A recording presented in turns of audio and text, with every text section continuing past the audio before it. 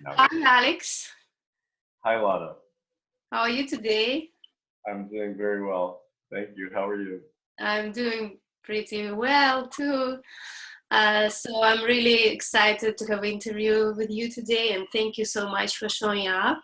And today, the theme of our interview is a romantic relationship between men and women. So would like to hear your opinion, and if something is like, if it sounds too personal, so it's up to you to be more general, more personal. So just depending on your comfort level. So just feel relaxed and free, and I hope you will have fun and you enjoy this.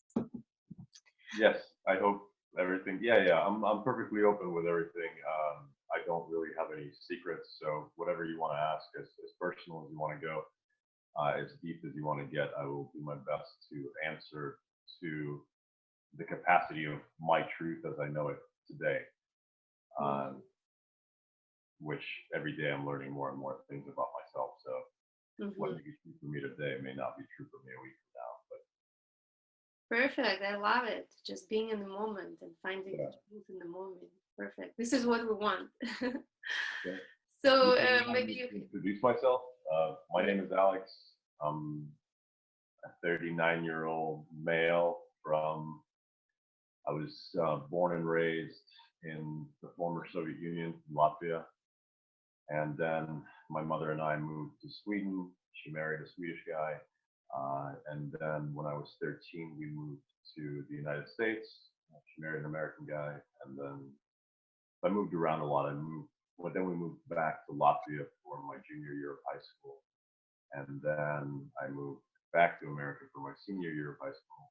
Then I joined the Navy. Then I went to Virginia Tech to get my psychology degree. And then I hung around in Virginia working. Right now I work in sales, sell insurance and financial products, retirement stuff. Just applying to grad school now. I got into a couple of grad schools recently. So excited about that. Looking forward to becoming a counselor, marriage and family counselor, and licensed professional counselor. Beautiful. So that's basically about me. Beautiful. So you're professional in this field also. I hope to someday be. Yeah. I've been putting it off for quite a while because I didn't feel like I had any semblance of any answers to give to anybody or to even guide them anywhere. But through communication with other therapists and friends that are in the field, they led me to believe that it's, we can help people up until the point of development where we are. And there are plenty of people that are less developed than I am. So, we can help them, but so I decided to go ahead for it. Yeah, great. So can I ask you a personal question? What is your relationship status right now? Are you in a relationship? You're single? Or? My relationship status right now is single. My last relationship was about 2 years. It lasted for 2 years, and it ended in September. So the first question I want to ask about this topic is, what is the most important thing for you in a relationship with a woman, in a romantic relationship with a woman? The most important thing for me in a romantic relationship with a woman, what do you mean by most important? I mean, it's a multitude of things. I would think that trust is very important. Communication is just as important as trust. And similar, I guess it would be having a similar level of development and similar interests. I think those things are super important. Unfortunately, oftentimes I'm drawn to women that have none of that. Why do you think that happens? Well, this is where it gets kind of tricky because I'm recently realizing that it's our unconscious drives that are driving us towards people, so we can bring up childhood hurts and so forth to the surface in those close relationships. Um, and I think it's an unconscious, mostly unconscious drive because if I were to have a checklist, and oftentimes I'll, meet a person, a woman, and go down my, internal checklist and everything checks out, but there isn't that thing, that feeling, that desire to be close to that person. And I'm not quite there, I guess, at that particular level of evolution where I can just be okay with being a person where that internal thing, that thing that wants to be with that person isn't there. So yeah, I don't know if that's confusing or not. Mhm. Yeah, well, let me think. What makes a woman attractive in your eyes? Like, what is What makes a woman attractive? yes, in your eyes? When the first time you meet a woman and you feel attracted, what makes you feel attracted? What is it? If you can describe it with words. So I think attraction for me personally, um, it's difficult to really describe it because, like I'm saying, it's more of an unconscious thing. They don't have to look a particular way. They don't have to be a particular height or weight or hair color. Um, Sometimes something inside of me just is drawn to that particular human being. Um, so I don't know how to answer that. I have no idea. As far as my conscious understanding of it, and my like internal checklist is, looks are not super important. Hopefully, if they are relatively evolved, they are taking care of their body. They are, eating healthy food, drinking healthy water, doing healthy things, engaging in physical activity and so forth.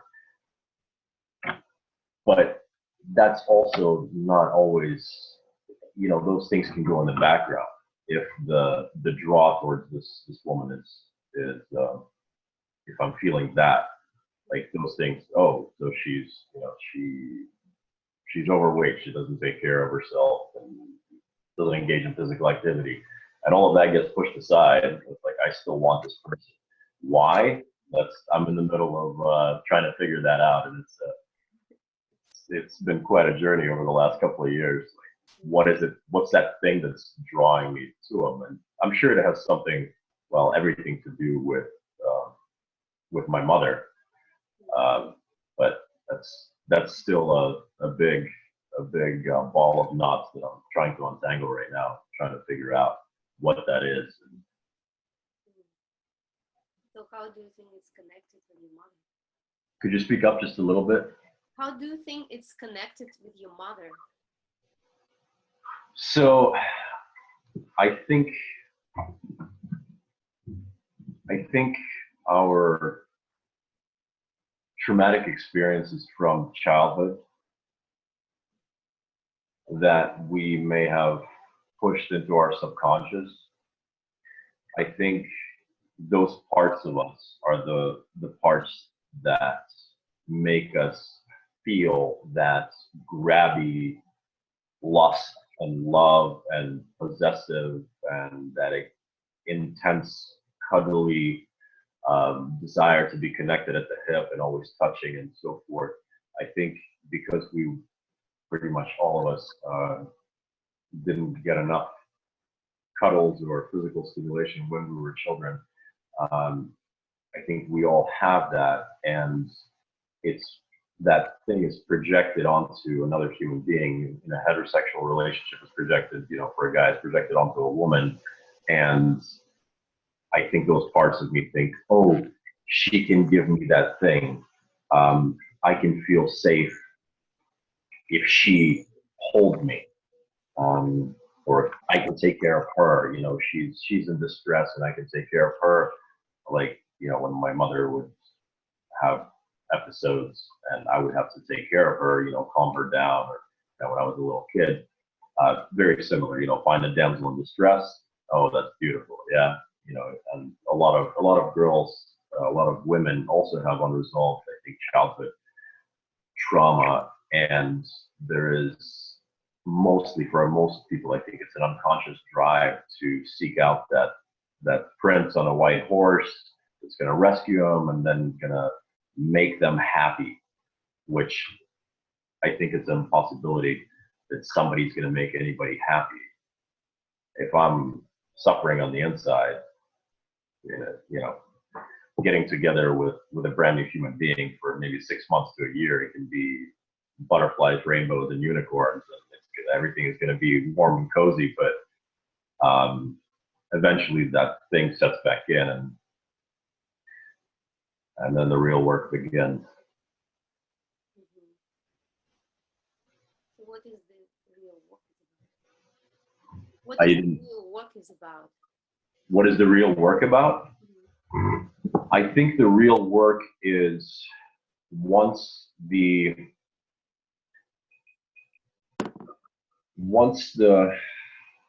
hormone storm kind of calms down and the oxytocin is kind of calms down as well, and that super cuddly phase of the relationship is kind of fading away, uh, then I think then the struggle begins. Then the thoughts of, wait, why am I with this human being? You know, they, for whatever the conscious checklist was for the person that got into the relationship, that they set aside, and they said, oh, it's fine. This person can make me happy, right? Okay, but now I think, wait, but they're doing this thing, they're doing that thing, and I can't really trust them, and you know, they don't take care of their body, and whatever other things that are coming up. So I think those are the excuses that we come up with internally to get out of the relationship slowly, so that we don't have to feel the feelings that are being brought up, that are being triggered by this person, either consciously or unconsciously. They're triggering our unconscious, traumatic, unpleasant um, parts of our childhood, of our upbringing. Um, so the work for me in relationship, I think relationship is the most difficult thing on this planet.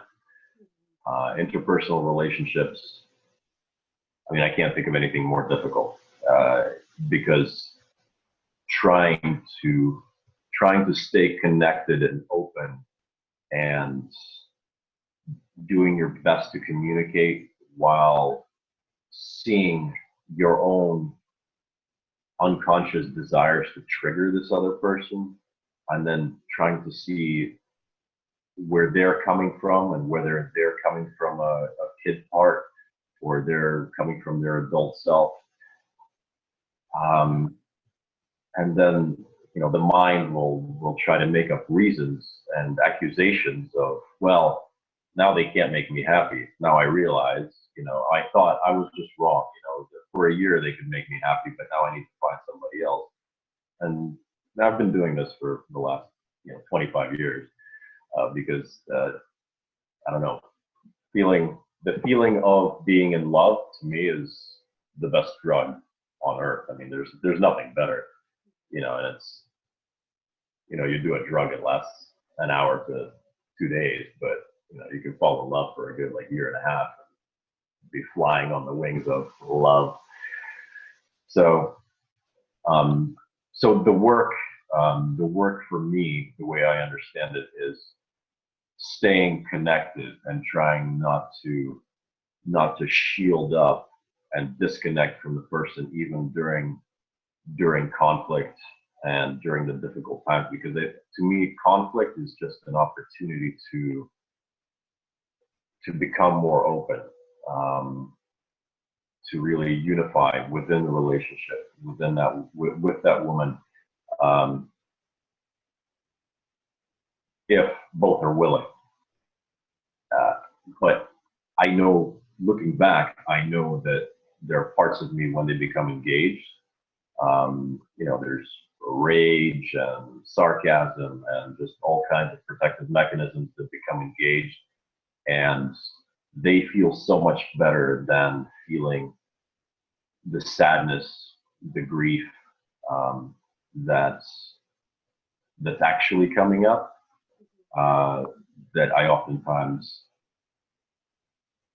blend with the angry part, and then the conflict is not, there isn't really any conflict resolution. It's just two people fighting, and it doesn't produce any positive results besides realizing it, weeks or years later, what happened, and then seeing patterns throughout our lives, and really learning about ourselves through, oh, okay, I did it with that girl. Oh yeah, and I did it with that girl, and oh, the same exact thing. So I've done this. I've had the same exact conversation, the same exact fight multiple times with 20 people.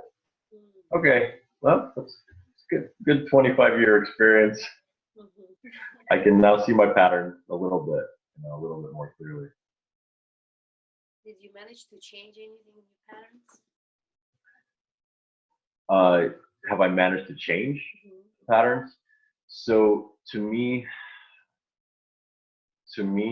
I only started on this self-exploration, really deep self-exploration kind of journey, and really looking into things and reading literature, going to workshops, doing deeper work, seeing a therapist and so forth, in about maybe the last 4 years, but it's been more or less serious the last 2.5 years. And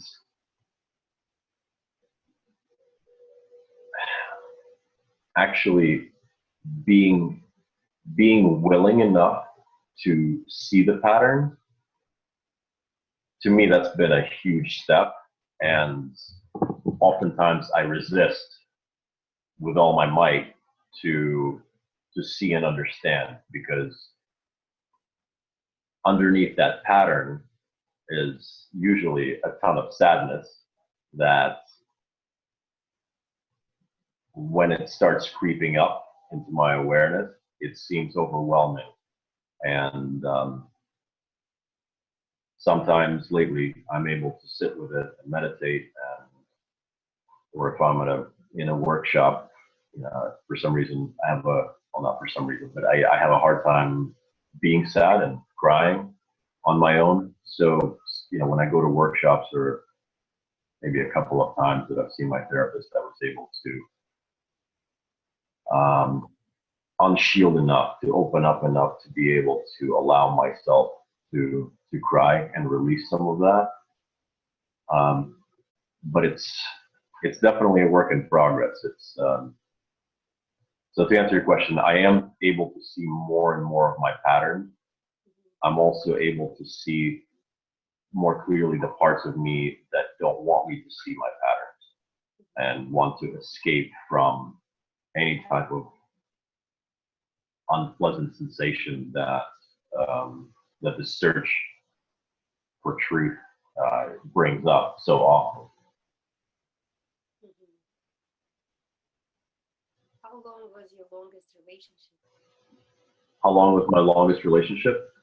5 years. So you managed to go through this period after the honeymoon ends. And say that again? You managed, at least in one relationship, you managed to go through this period, the honeymoon phase, when everything is beautiful and butterflies and being in love, and then transition to the place where you had to do some work, and this is like the real challenge starts. So how did it work for you? What was the biggest challenge for you to transition from dating to more serious relationship? So at that time, at that time in my life, this was about 8 years ago that it started, and it ended about three years ago. Mm-hmm. Uh, I had no concept of any of the things that I'm talking about now. Mm-hmm. So I was going by the information given to me by my my family. You know, relationships are hard. Everybody fights. You know, everything is crazy. You know, relationship crazy. You just have to stick with it if you don't want to die alone. So I don't think that's a way to really approach relationship.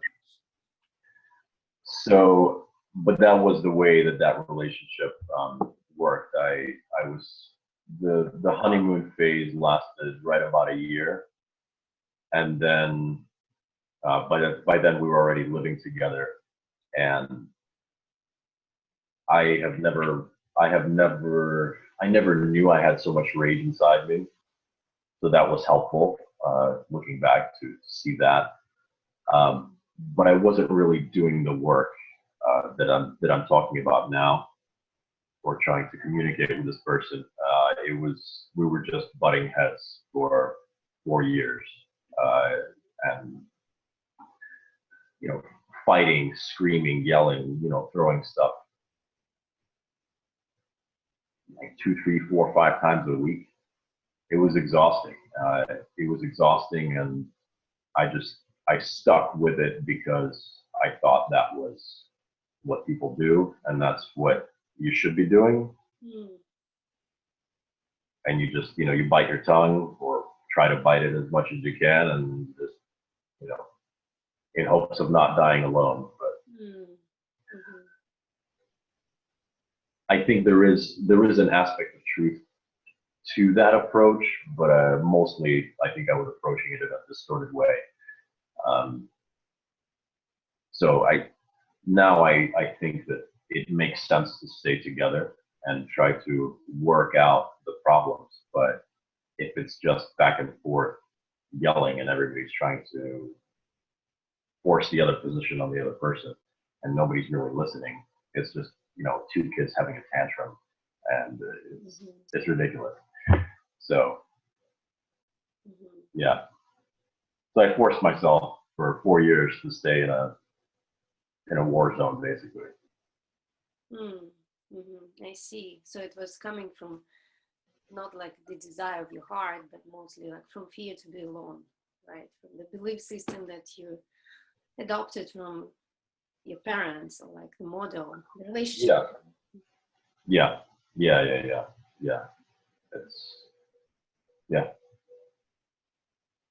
How did it change now? Like now that you become so much more aware, I can hear so much wisdom and depth in what you're doing and your inner work, which is impressive, and I love to learn more. And what has changed, and what is your the vision of how relationship can be for you, and what is that unique maybe relationship model that you can see you can create with another person, with the right person, for yourself, not adopting it from anywhere else, but creating actually brand new unique relationship model that works perfectly just for you and the right person that you can meet. Okay. It's more like imagination, but I think the power of imagination is the first step of creating what we really want, instead of like adopting it from outside, you know. Well, see, okay, the model that I had adopted from my parents or my family, that they were pushing their model on me because they thought that that's the way to do it. I understand it's silly to take advice on how to be happy from deeply unhappy people. I don't really think most of us learn from other people's mistakes. So, um, as far as the new model, I was actually gonna recommend a couple of books for you and anybody listening, anybody that's gonna be listening to this. Paul Ferrini, I think it's called Spiritual Relationship. Amazing book. It's very short, very easy to digest. As well as David's Ryko. RICCHIO, I think, How to Be an Adult in a Relationship. Mm-hmm. I read both of those books right after my last relationship ended, and both of those guys, they seem way wiser and way more evolved than I am. So it makes sense for me to take advice from somebody that does seem wiser to me versus taking advice from, say, my family, who now I see them more as children versus where I am now. So, Paul Ferrini outlines the model. I don't remember the exact timeline and so forth, but the basic premise is 1 to 3 months when you meet somebody, you say, okay, we're going to be friends. We're not going to get engaged in any kind of physical contact. And they'll be for 1 to 3 months. We're not going to be sexual with anybody else. We will have friends. We'll communicate with other people.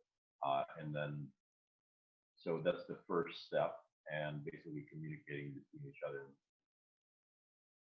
If both people are wanting to shoot towards a life partnership, okay, so if both people are on board with that, so that lasts 1 to 3 months.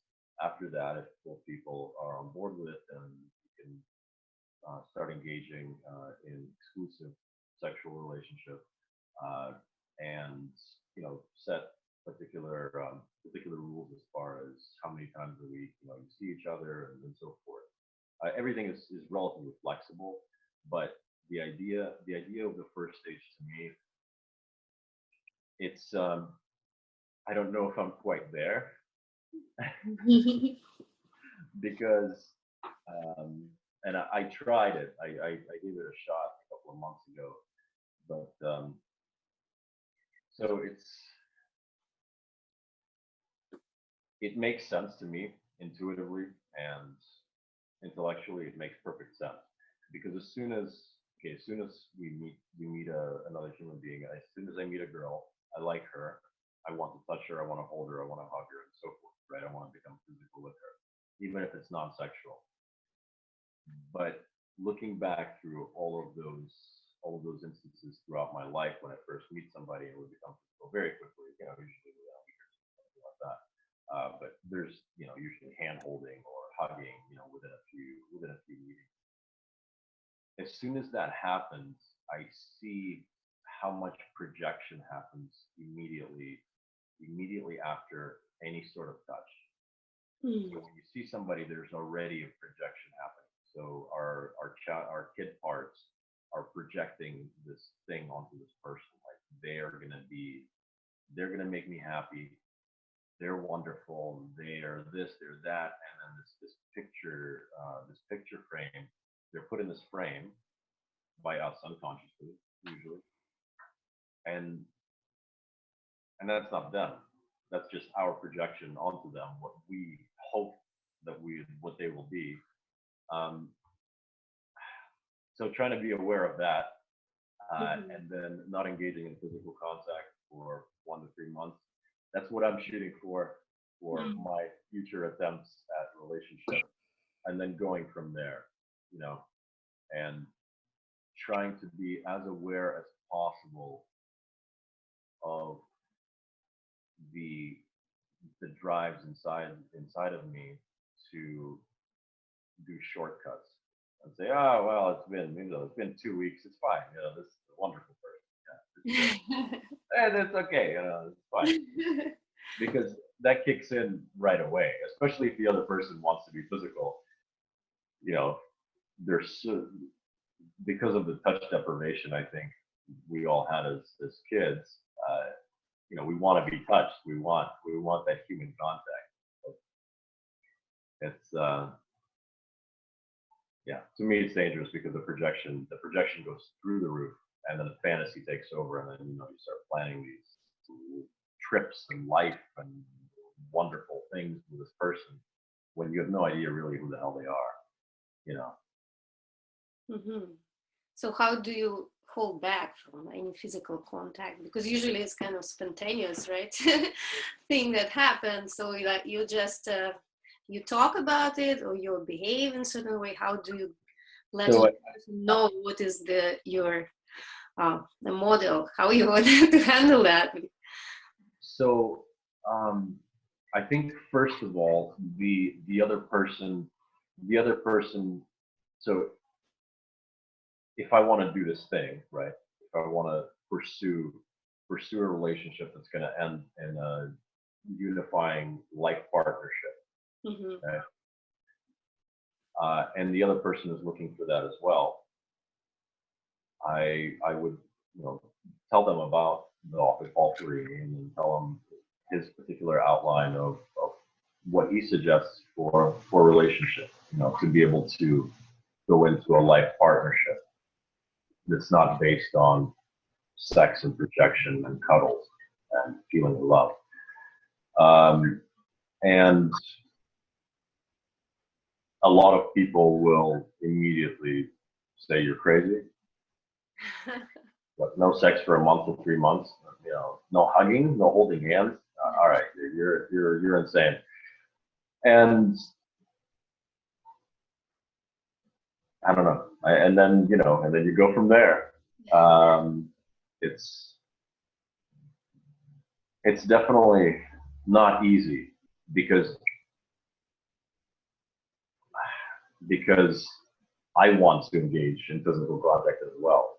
A lot of me wants to engage. I know, looking at my patterns through my life, that does not work. I know the projection goes through the roof, and we put all this stuff onto this other person that we want them to be.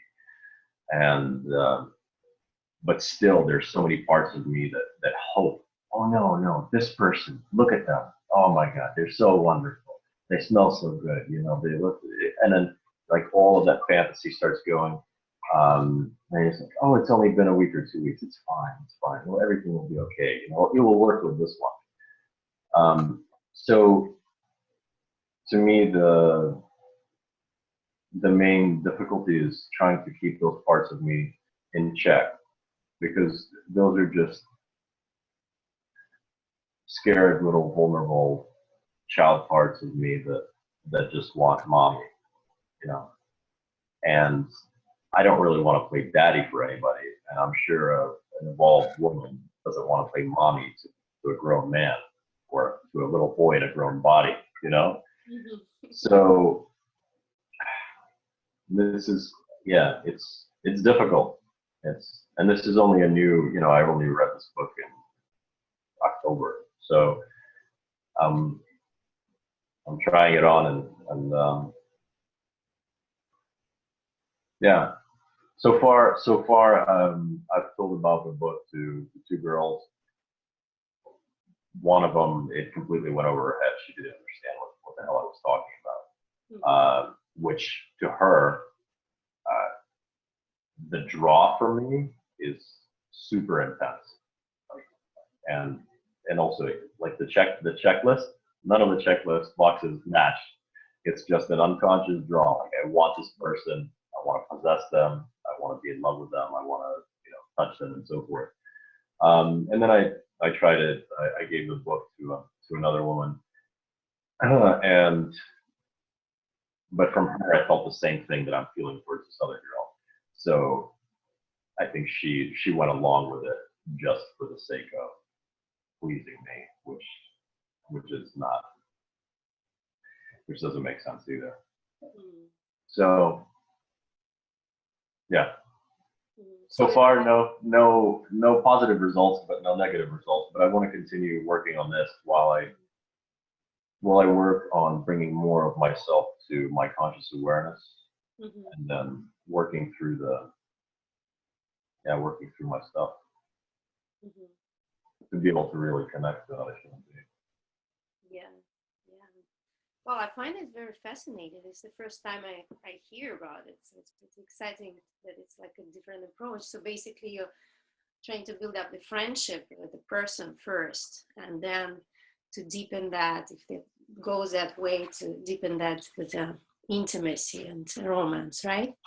Right, right. But it makes perfect sense, right? Logically, I mean, it makes sense. You first establish a friendship, and then you become intimate. Because if you know you can be friends with somebody, chances are, intimacy is not all that difficult, right? Most of the time, unless there's some biological, mismatches or something like that. Yeah. But chances are, if you really want to spend time with this person, you already know. You see them, you smell them. You know that you want to be next to them. But then you just, I guess, yeah, figure out if you want to be friends. And what most friends, just similar interests. You figure out where they are intellectually, emotionally, socially, and financially, in every way, and then you see if you want to be friends with them. Mhm. There's not much chance that a priest is going to be really good friends with a crack prostitute, right? So, just seeing if you're pretty close in development and you'd like to spend time together, and then I think from there, everything else can be built. But if it's built just on sex, lust, and that, honeymoon stuff, hasn't worked for me in 30 years. Mhm. How would you know when is to transition to a more romantic relationship? So what the Paul Ferrier, what he recommends is 1 to 3 months. Nothing is solid. Um, uh, I guess I would think that so my thought would be, my feeling is if the desire to transition is super intense, it's probably the wrong time to transition. So you will wait when the desire will drop down? No, not to drop down, but I'm sure you've experienced this and everybody else has, where it's that fiery, hot, that desire to just like morph with that person. And then there are also times where it's a little bit calmer and it's not as intense, it's not as demanding, it's not as possessive, it's not as um, I don't know, violent, not violent in much physical sense, but less intensity. I think the intensity within me are those that child in me that wants it now. It wants immediate gratification. It wants in that physical contact. It wants mommy to hold me and hug me now and make it better. Because otherwise, I don't know what happens. Otherwise, I'll die. So fucking come here and you give it to me now, and that's it. But so if we can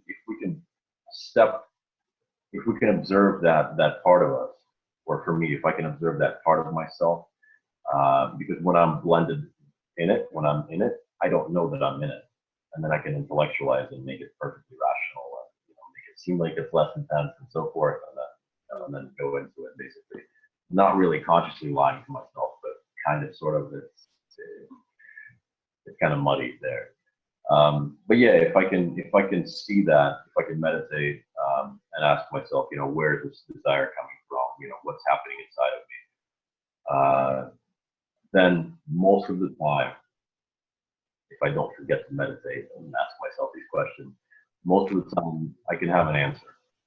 The answer comes from within, and once again, usually underneath that desire, underneath the intensity and that desire, there's a lot of unsatisfied, childhood stuff, which once again, once it's felt through, it's worked through, but a lot of me doesn't want to deal with it. So. Mhm. Wow, interesting. Thank you for sharing that. I really enjoy that piece. A different approach, definitely. So another question I would like to ask, and that how do you understand commitment and loyalty in a relationship, and what kind of agreements would you have with your partner if you meet the one? So commitment and loyalty. I've been so my last relationship ended because the woman that I was with was, well, I don't know if she knows the reason why she left, but you know, the reason that she told me was because that she felt threatened that I had female friends and I would spend time with my female friends, like every 6 months. Like I would meet my female friends. Ashka from Poland, you know, she lives here. We would go and have coffee, you know, once every 4, 5, 6 months, something like that.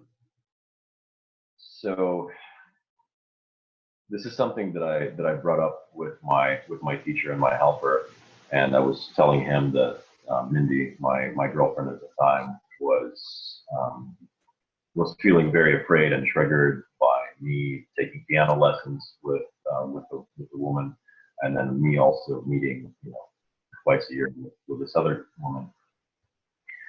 And we processed this a bit, and he was asking me if there's any, you know, any physical stuff happening, if there's actually any infidelity happening. I said, no, there's absolutely no physical stuff. As well, the physical is kind of the surface stuff. Is there anything happening a little bit underneath, like a little bit deeper layers? Are you guys flirting? Is there any kind of seduction mechanisms that are employed by either person, you know, by either you or the piano teacher? And because he said, you know, like mental infidelity is, you know, it doesn't, like on camera you can't see it, but it's still there, right? Mm-hmm. So that got me thinking about previous experiences while I was in a relationship, and you know, seeing a woman, you know, say enter a coffee shop, complete stranger, and with just simple eye contact, there can be infidelity, and it doesn't have to be last more than 3 or 4 seconds, but it's there. And I think to me, making the commitment to be faithful to each other, as far as physically faithful, right? No, I guess this can all be talked about with the partner that you're with, but to me, I wouldn't feel comfortable if they were kissing somebody else or anything beyond that. But I think it has to be, it's a very subjective thing. So if we bring in not just the physical, I mean, we could say you can hug people, but you don't kiss people. You can hold hands with people, but you can't, I don't know, grab their butt or something. But if we go just a little bit deeper, and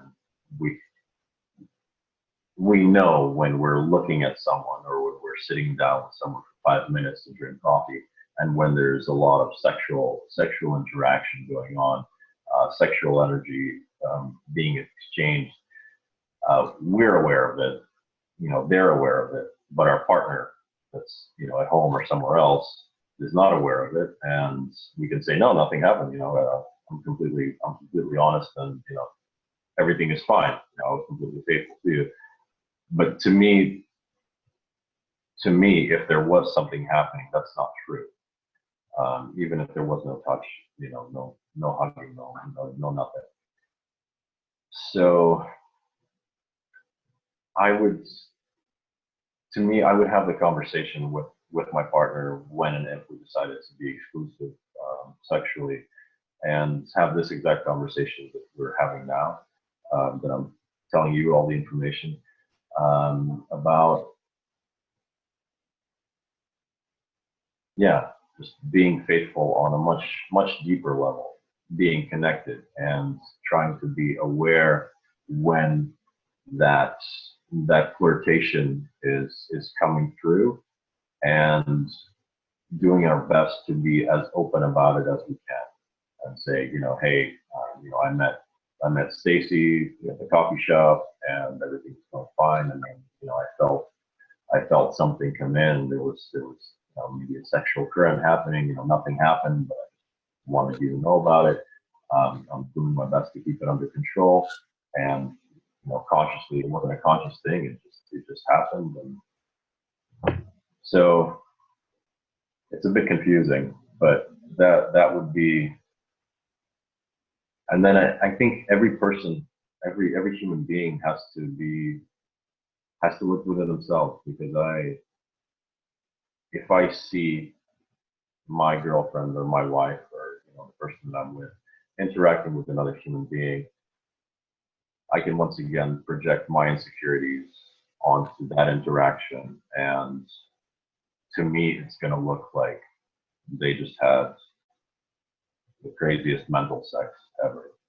But it's very possible that nothing actually like that was going on, or maybe something like that was going on with the guy that she was talking to, but for her it was everything was coming from the heart, or intellectual, and so the energy was coming from up here.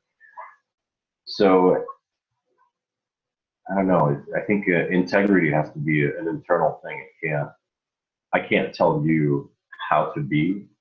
We can establish some physical rules, but it has to be, I think, for each person their own thing. But I think the most important thing is being able to communicate, even when there are breaches in that, and being able to talk to the other person. And if we're working towards a life partnership, I mean, that stuff is going to happen. It's not, it's inevitable. There are attractive people everywhere. I mean, to me, like 80% of women are attractive. I want them. So, and I'm not going to lie about it. It's just when I have interactions, I try to raise my energy from my genitals to my heart, or to my head, so that it's not just like don't even hear what they're saying. I'm just having sexual thoughts. I don't know if that answered your question. Yeah, it does. It does. It's pretty rich. I enjoyed listen to that. Just want to ask a few clarifying questions, if you don't mind. Yeah. So your approach is to actually share all the situations when you actually felt some like sexual energy going on, even if you're just having coffee with somebody, sharing this with your partner in a very transparent and open way, and also being open to receive the same kind of sharing from her, right? Did I understand it correctly? Yeah. I would like to shoot for that. I know it's very difficult. I mean, I've had those kinds of conversations, maybe a couple, but I actually misunderstood the girl when she was telling me that she had a crush on somebody else. I didn't know what to do with myself for 2 weeks. But I misunderstood. She wasn't actually saying that. But yes, I think communication,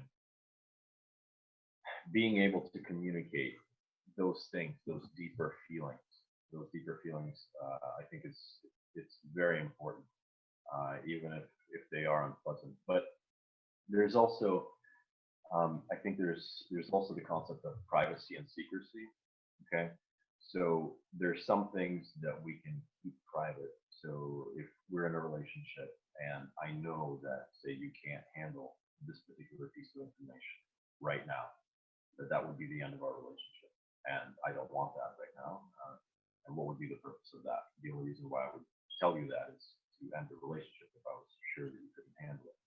So to me, that's more of a privacy, and the intention is not to keep it secret, but to keep it private until we're able to establish a level of communication and kind of unity to where we can be both open enough to hear and say these things. And then I could say, a year ago, I so and so, and I have these thoughts, and I didn't think that you were ready to hear it then, but I feel like you are ready to hear it now, and I know it's not a pleasant thing to hear, and so forth, but here it is. The other thing the flip side to that, I think, the distorted side to that is secrecy. So I have these thoughts, emotions, feelings, and I just don't tell you because I'm afraid of your reaction and then the feelings that are going to be brought up in me. So it's a different, the motivation is different. One is to keep something hidden from the other person, and one is to not tell them maybe right now, just so that they, like, somebody that can't lift 20 pounds, you don't want to give them a 100-pound weight. Mm-hmm. Maybe Yeah, slowly I see. build them up and give them 25 pounds, 30 pounds, and, because otherwise they're just going to die and lose 100 pounds. Mm-hmm. Yeah, I see the difference for sure. All right, that was very interesting and rich. I really enjoyed hearing your perspective. And one more, I have a couple more questions for you. One of the questions is, what do you think about long distance relationship? Like somebody, and long distance, it's somebody who lives in the like another town close by that you can drive, or another state and another country as an extreme, long distance. And are you open to explore this kind of relationship or not, and why?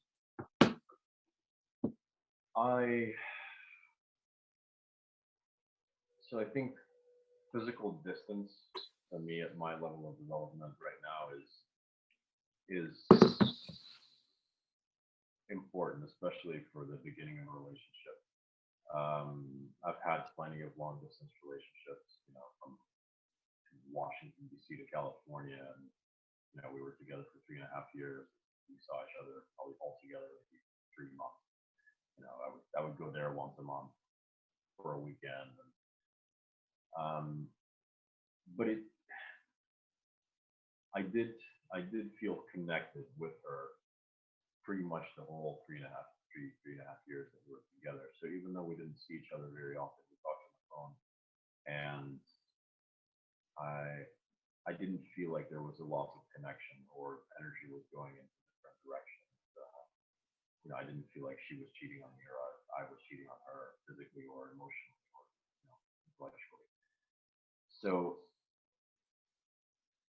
I don't think it's in any way something that I would actively want, but if it so happened, I wouldn't just brush it aside because they live 5 hours away or 10 hours away. Then again, if they're in, I don't know, Africa or something, and I can't afford to go to Africa every weekend or every fifth weekend, so each other once a year. I don't know, because there's, I don't know, there is still a need for human touch and so forth. And also, I don't think that much work, emotional internal work, can be done at such a distance without actually seeing the other human being. So I would like for it to be that, after 6 months to a year, that we move in together and so forth. But I wouldn't completely put it aside if the other person lives somewhere else, because everybody can move. Nobody's really tied down to anywhere. Okay, yeah, makes sense. And one more question, a kind of deep and spiritual question, but it's like almost everybody, men and women, ask themselves these questions, I guess, once in a while, because it comes from our deep spiritual part of ourselves as well, this kind of deep longing. And the question is, do you believe in soulmates? And do you believe like you have one and you're meant to meet her once you're ready?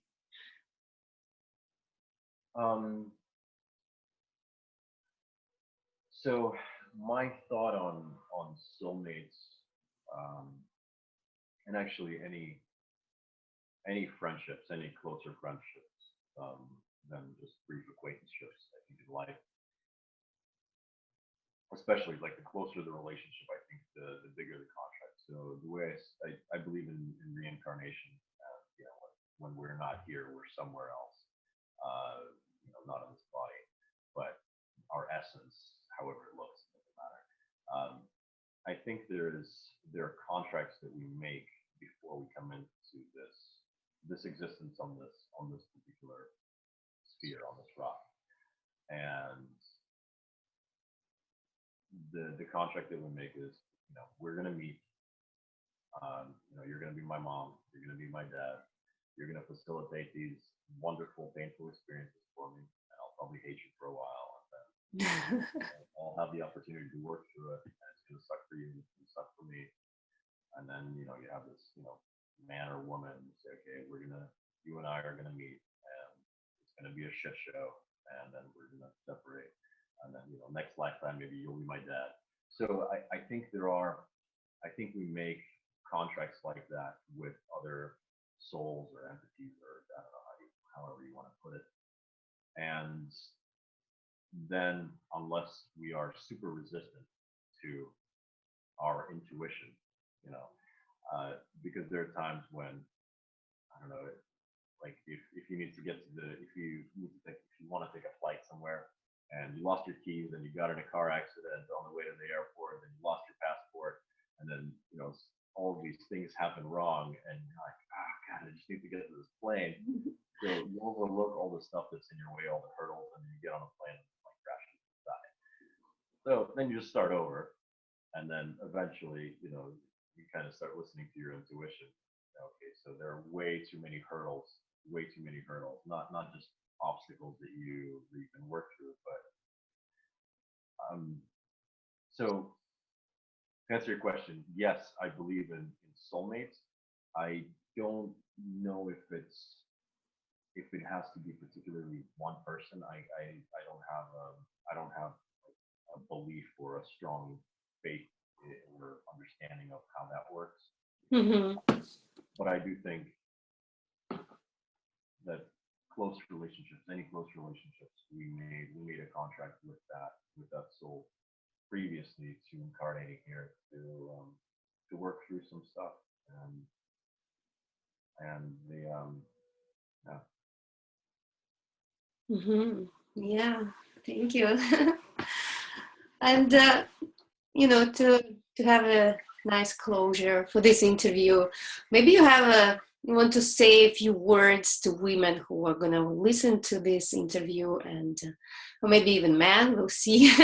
Is going to be here for a long time. So if you want to say a few words, like women, it looks like we're all on the same board, like boat, and looking for the right person to connect and spend life with, right? So what would you say to women who are single and also looking for the partners? I would say look into yourself and try to figure out the motivation for the drive to have a relationship. And they're usually multiple drives, physical connection, often be alone, financial, whatever it may be. None of them are wrong. Everything is fine. It's not, I want somebody that's financially stable. No, there's nothing wrong with that. It doesn't make sense if we're looking for a bomb that's pretty dry. But I think every motivation has, every drive has different motivation, and every drive has actual percentages. And partially it's a distorted motivation, and partially it's a pure and honest and kind and compassionate and loving motivation. And I think at the bottom of it, all motivations are kind of compassionate, loving, and light. But I think because of our past experiences, a lot of that stuff gets distorted, and then we think we need to manipulate somebody into giving us love. So my advice to myself and to any other human being is look within to find out the why you're reaching for this particular person, to find the deeper meaning of what it is that you want from them. Is it true love and compassion and unity, or is it that you're trying to get love because then it's business. Then it's, then there's way less unconditional love if you want something from them. And I know I'm nowhere close to unconditional love, but I would like to reach for it. And right now I feel like looking into the reasons why those parts of me are wanting that person, and I'm working through those parts of myself. That's the way to being able to love more openly, like love that person without wanting anything in return. And more acceptance, more love. So my advice would be to look within yourself, and then love those parts of you that want something from the other person, because the other person can't give anything to you or to me. We can only give it to ourselves, and once we give it to ourselves, then we can give it to everybody else. But if I don't have any apples, I can't give you any apples. Yeah, totally makes sense. Yeah, beautiful. Well, thank you so much. It was a very rich, very profound, deep conversation. I really enjoyed it, and I learned new things. And I'm sure everybody who will watch it will enjoy it and learn things, because what I believe, it's not just important to theoretical, go to the theoretical stuff, but also go to some experiential and real, what has happened, and speak from the heart and hear another person's soul, what you have to say from your own experience, from your own life. So it's not about looking for the gurus, but also reach, like you say, within yourself and find these answers. And this is the most precious, I think, source of information and energy that I see, that we need to share more with each other and get to know real people, real souls behind this facade, right? So I'm really grateful for you showing up today, being so open, so honest, and not being afraid to be vulnerable. So it's very precious. And yes, I wish you a great time and a great day, and good luck with your career, psychology. You've done so much work already, and I'm sure we'll talk again, and maybe even have more interviews in the future. Yeah, I really appreciate this. This was really wonderful. You're a wonderful human being, and I appreciate you doing this work as well. And I've never done this before, and this is really great. I feel warm inside, So thank you for keeping the light shining, and doing your work as well, and trying to bring out more and more truth, within yourself, and through these interviews or through the work that you're doing with other people. I think it's very, very, very important. It's the most important thing that can happen. We're creating world peace through self-understanding and understanding of our fellow brothers and sisters. So, yeah. Yes. Thank you so much, and yes, we'll talk again. Okay. Have a good day. Thank you. Bye. Thank you, Alex. Bye.